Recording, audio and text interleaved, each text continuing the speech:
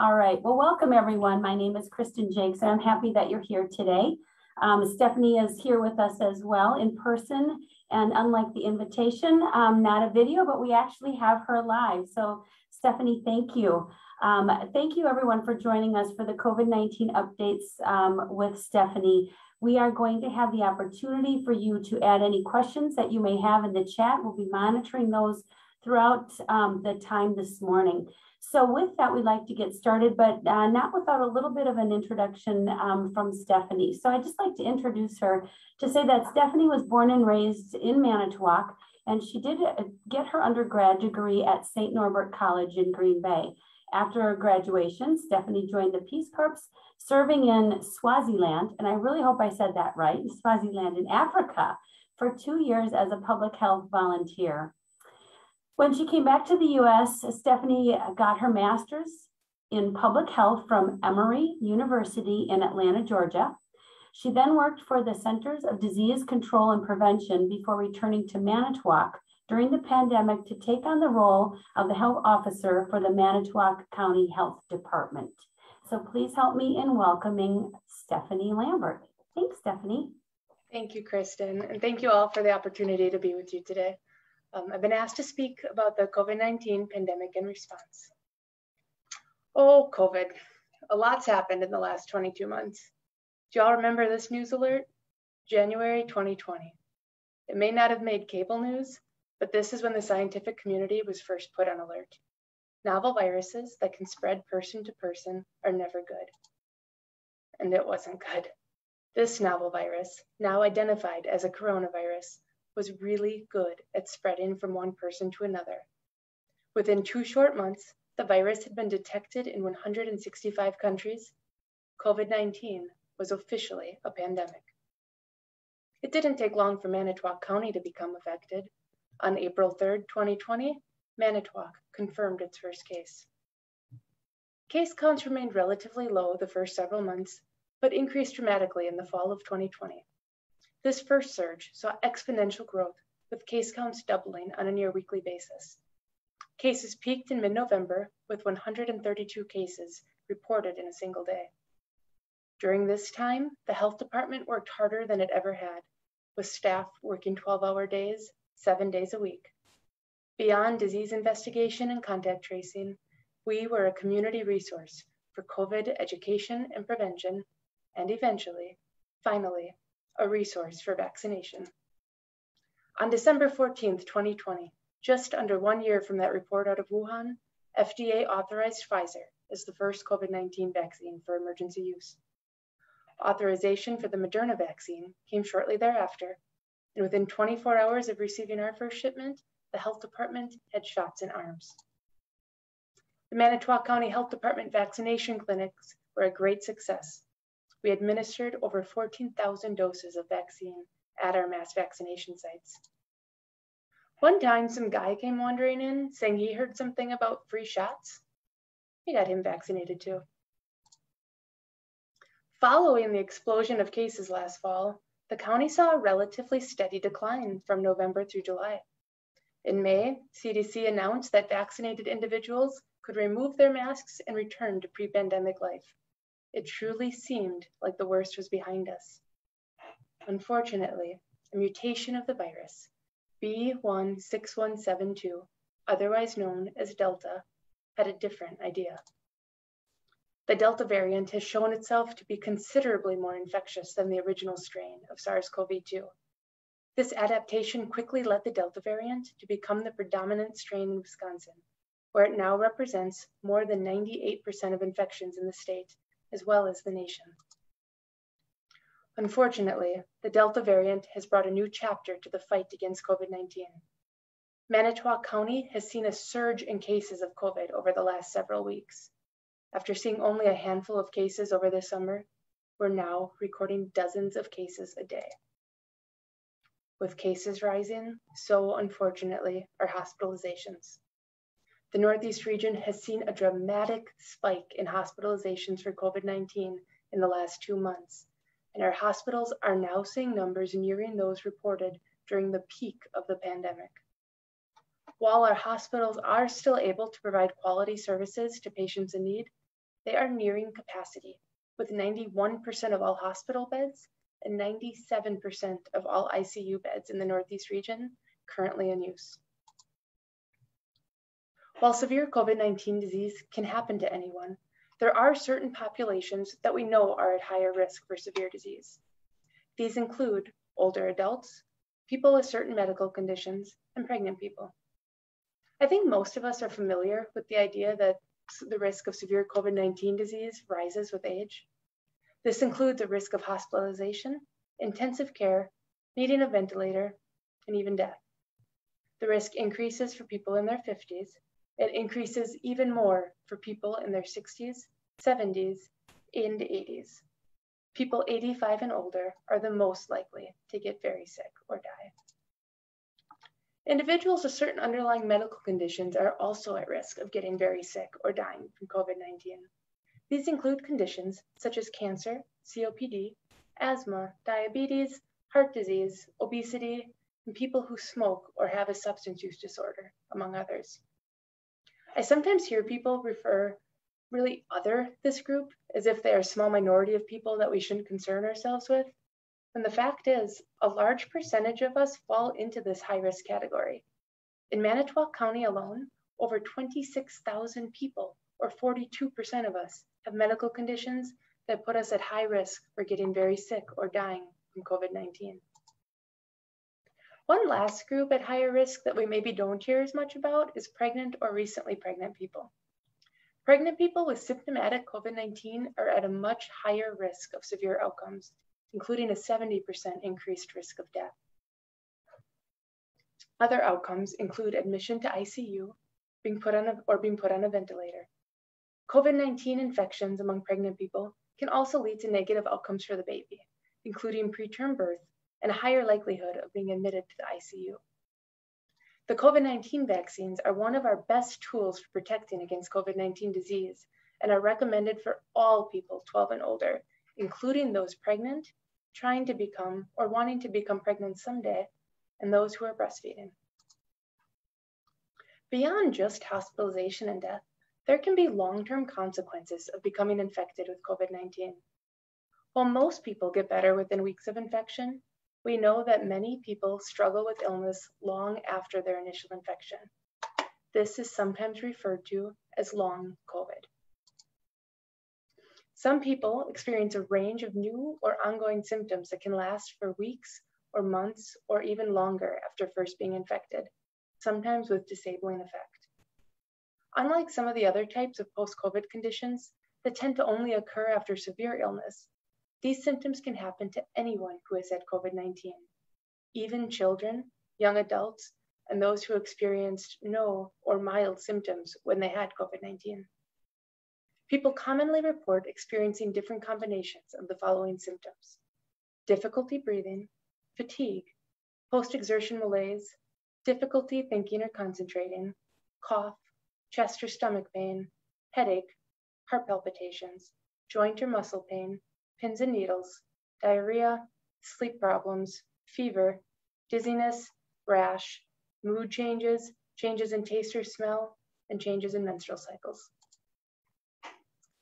Some people who had severe illness with COVID-19 experience multi-organ effects or autoimmune conditions over a longer time, with symptoms lasting weeks or months after the initial infection. Multi-organ effects can affect many, if not all, body systems, including heart, lung, kidney, skin, and brain functions. Autoimmune conditions happen when your immune system attacks healthy cells in your body by mistake, causing inflammation or tissue damage in the affected parts of the body. Further research to better understand long COVID and how to treat patients is underway. If you are experiencing long COVID symptoms, reach out to your doctor or find medical care at a post-COVID clinic. Prevea and Bellin are offering post-COVID care in the Northeast region. It can also be helpful to know that you are not alone. Health problems can impact a person's entire life, and it's okay to not always be okay. A Wisconsin COVID Long Haulers Facebook group is available to those in the state, and there are several nationwide support groups as well. Go to the Long COVID page on the Wisconsin Department of Health Services, or DHS website, to learn more. Finally, long COVID has been identified as a disability under the Americans with Disabilities Act, protecting patients from discrimination.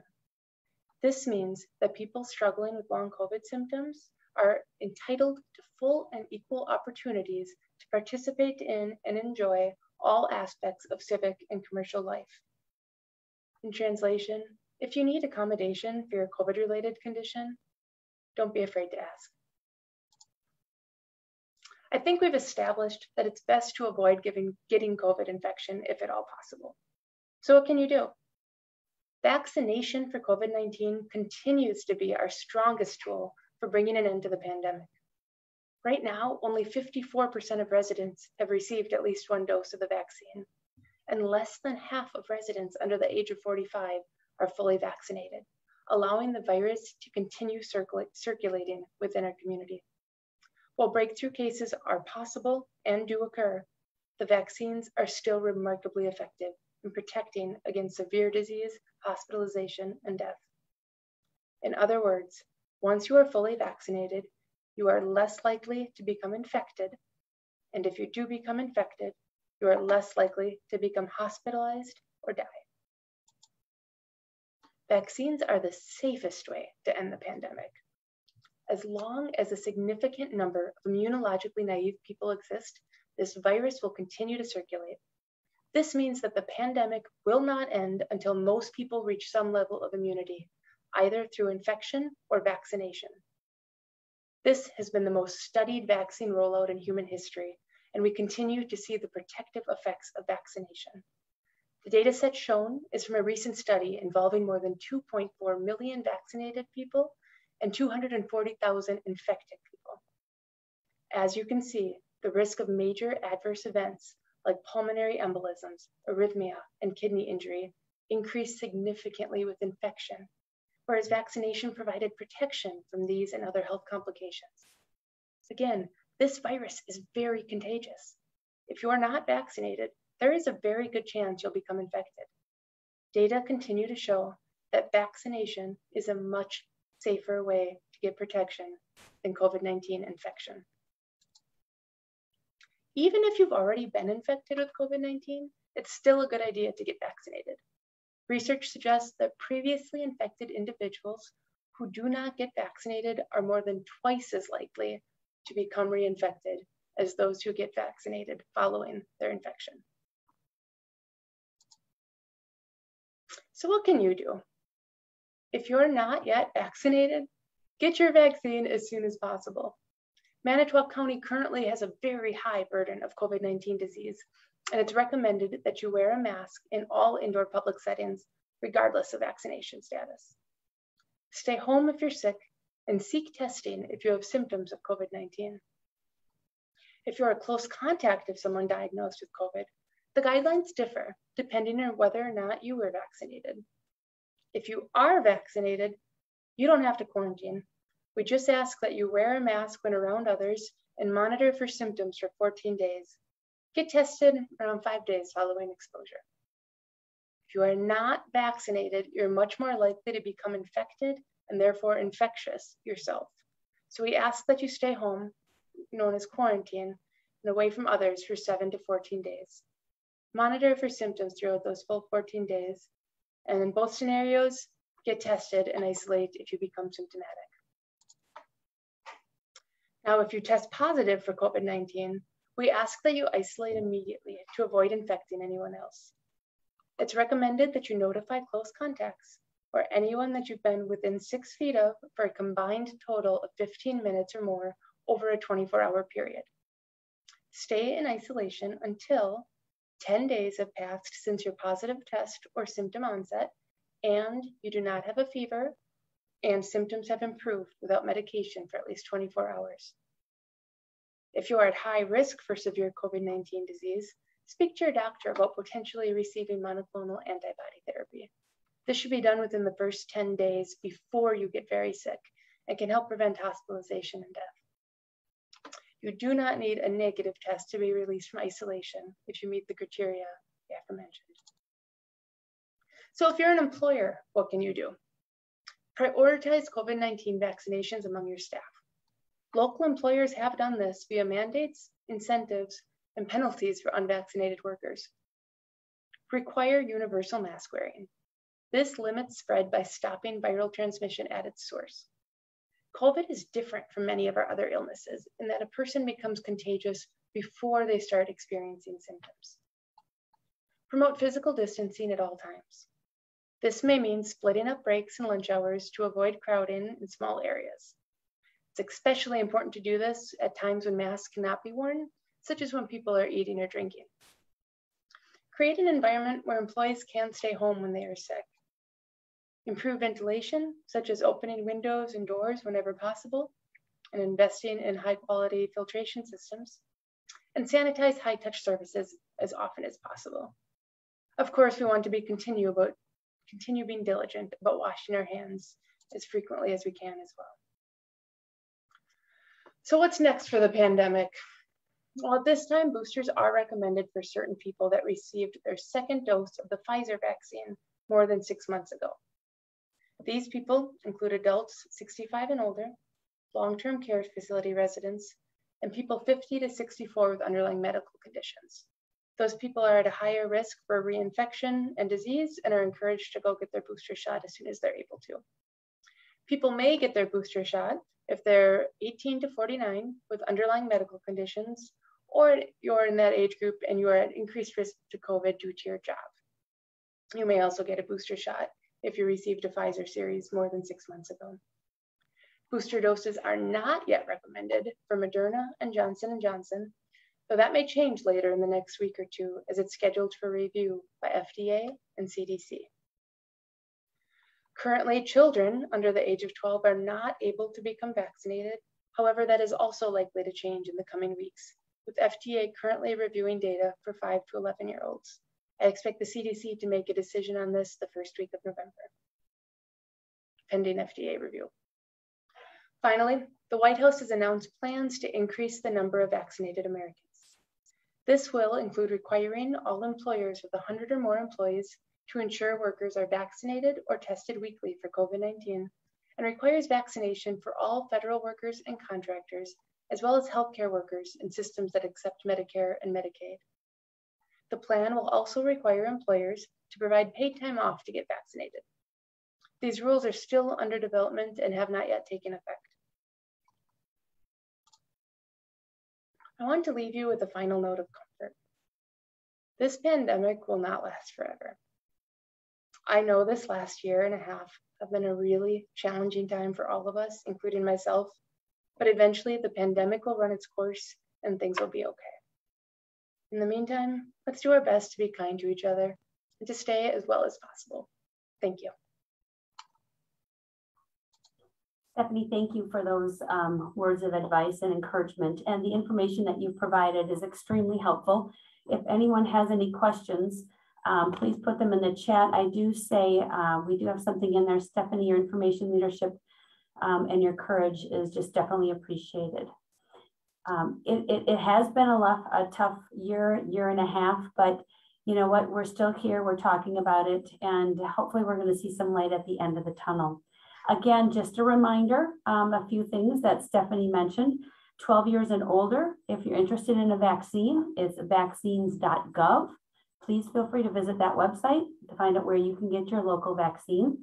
And again, Stephanie touched on something that many of us usually don't really talk about, is that long COVID. Long COVID is something that is very serious. It can take months for an individual to really bounce back. I don't know if you know this or you know of anybody, but I do, and it's just bizarre. We're out to eat, and one of my friends had COVID about 4 months ago, and she still can't taste or smell. So I love food, so that would be detrimental, but I'm just saying, but that's sort of some of the things that are happening. But if you know of anybody or yourself are experiencing what's considered long COVID, Stephanie did mention that we have some resources on the DHS website. So please feel free to visit that website for anything that you may need. I do have a question in here from Greg. Stephanie, with the case numbers rising, do you think there's a chance of a new mask mandate being passed? He knows the few buildings that require masks in Manitowoc are having a hard time enforcing it without city or countywide requirements. Could you please comment on Greg's question? Yeah, at this point, I don't foresee a mask mandate at a county level. I actually don't anticipate it at a state level either. We are in a bifurcated society where vaccinated people have so much more protection than unvaccinated people. That it's harder to enforce those population-wide measures. Thank you. There's one other question out there, and this may go to Stephanie or Shannon, but will a copy of the presentation be available to view later? So I know it's being recorded right now, but I'm wondering if he's asking for another, I don't know if it's a copy of the PowerPoint slides or just a copy of it. Shannon, could you respond to that?